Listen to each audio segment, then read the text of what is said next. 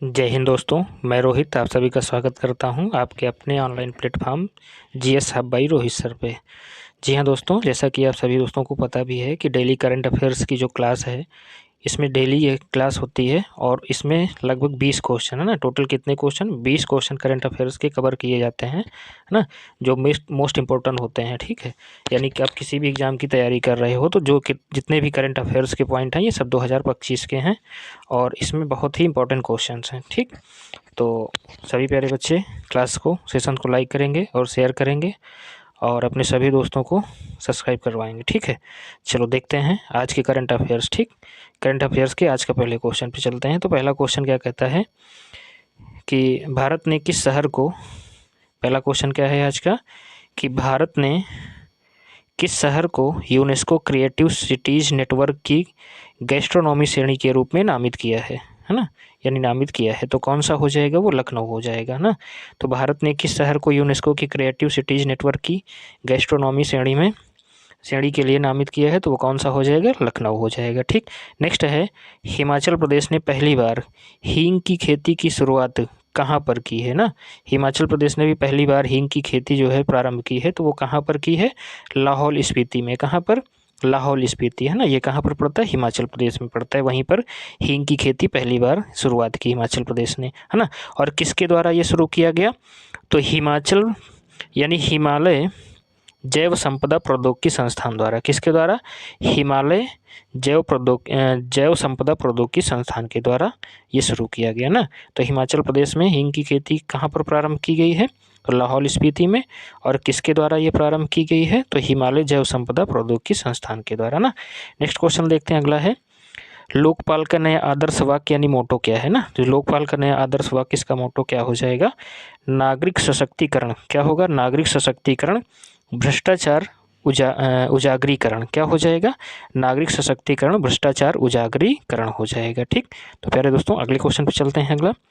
ठीक, next question है यानी 4 नंबर क्वेश्चन, प्रधानमंत्री नरेंद्र मोदी ने भगवान बिरसा मुंडा, है ना, बिरसा मुंडा की किस पुण्यतिथि पर श्रद्धांजलि अर्पित की है ना।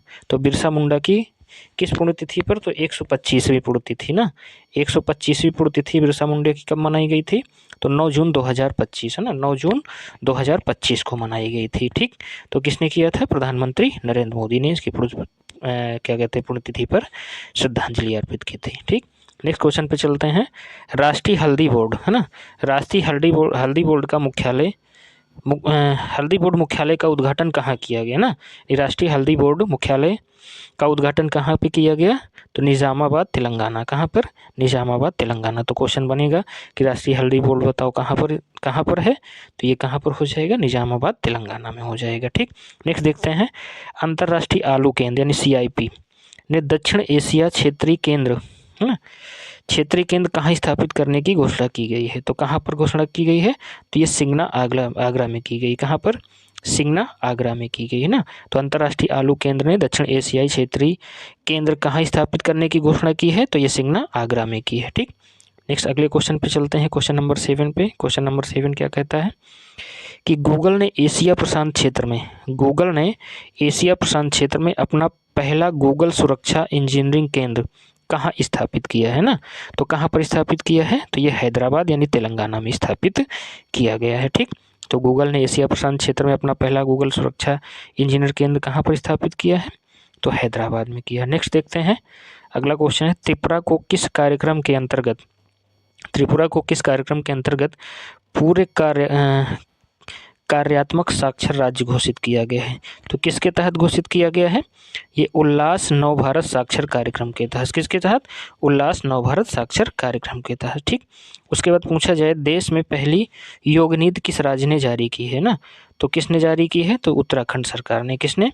उत्तराखंड सरकार यानी उत्तराखंड राज्य ने जारी किया है। तो देश में पहली योग नीति किस राज्य ने जारी की है? उत्तराखंड राज्य सरकार ने।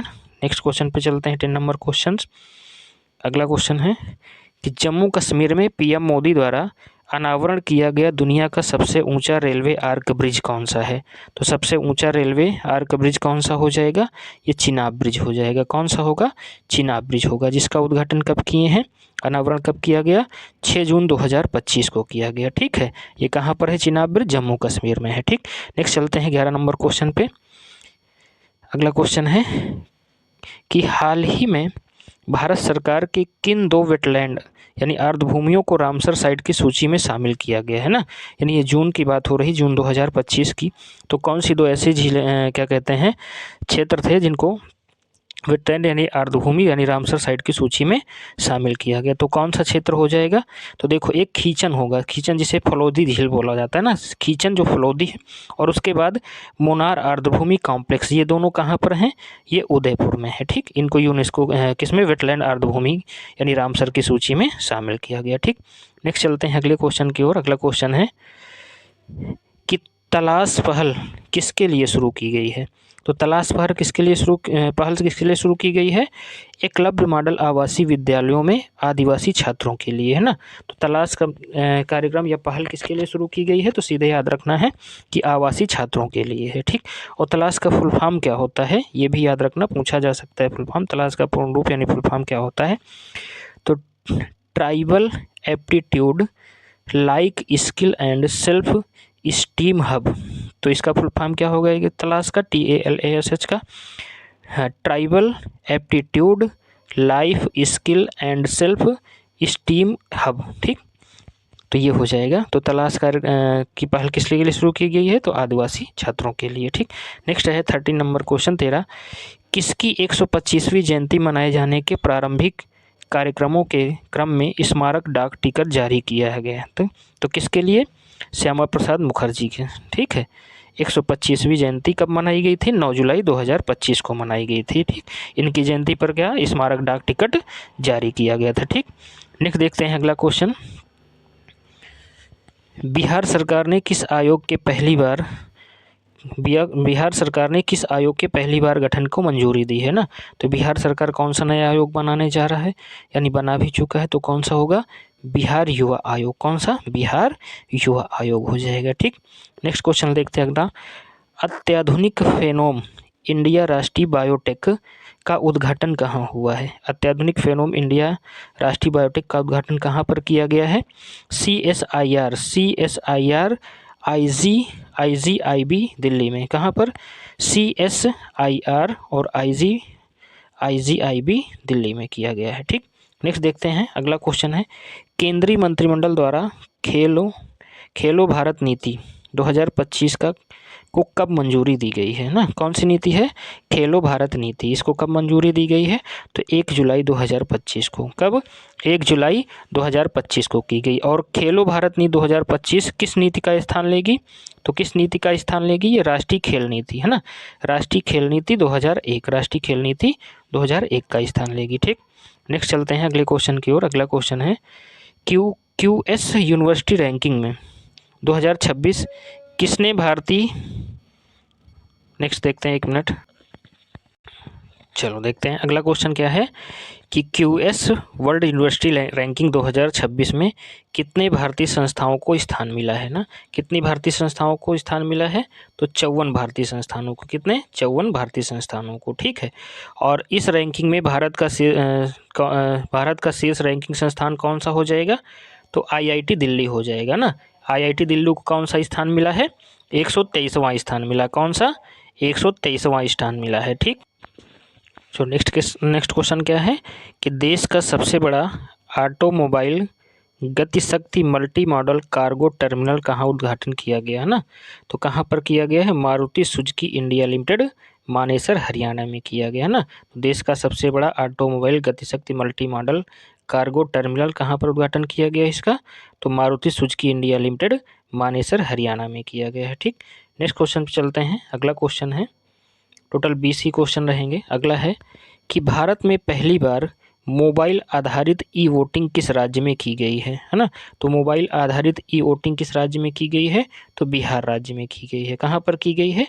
बिहार राज्य में की गई है। ठीक, अगर पूछा जाए कि देश में पहला ई वोटर मतदाता होने का गौरव किसे प्राप्त हुआ है? तो किसे प्राप्त हुआ है? तो विभा कुमारी को। किसको? विभा कुमारी ने, पहली मतदाता हैं ई वोटर। ठीक है, ये कहाँ की हैं? नगर पालिका फकड़ी दयाल, जिला पूर्वी चंपारण ने, बिहार की हैं। ठीक, और उसके बाद अगला क्वेश्चन है कि भारत की अपनी तरह की पहली चेरी कार्गो ट्रेन किन दो स्थानों के बीच शुरू की गई है ना? कौन सी ट्रेन है? कि चेरी कार्गो ट्रेन है ना? कौन सी? चेरी कार्गो ट्रेन किन स्थानों के बीच में शुरू की गई है? तो कटरा कहाँ पर? जम्मू कश्मीर ना। कटरा जम्मू कश्मीर से कहाँ तक? बांदा मुंबई तक ना। जम्मू कश्मीर से मुंबई तक के बीच में की गई है। तो दोस्तों ये टोटल 20 क्वेश्चन थे करंट अफेयर्स के। ठीक, जो मोस्ट इंपॉर्टेंट आप किसी भी एग्जाम की तैयारी कर रहे हो सबके लिए बहुत ही इंपॉर्टेंट क्वेश्चन है। ठीक, ये 2025 के करंट अफेयर्स हैं। तो दोस्तों क्लास कैसी लगी एक कमेंट लाइक करके ज़रूर बताना। ठीक, अपने दोस्तों को शेयर करना ना भूलना। मिलते हैं नेक्स्ट सेशन में, तब तक के लिए जय हिंद क्लास।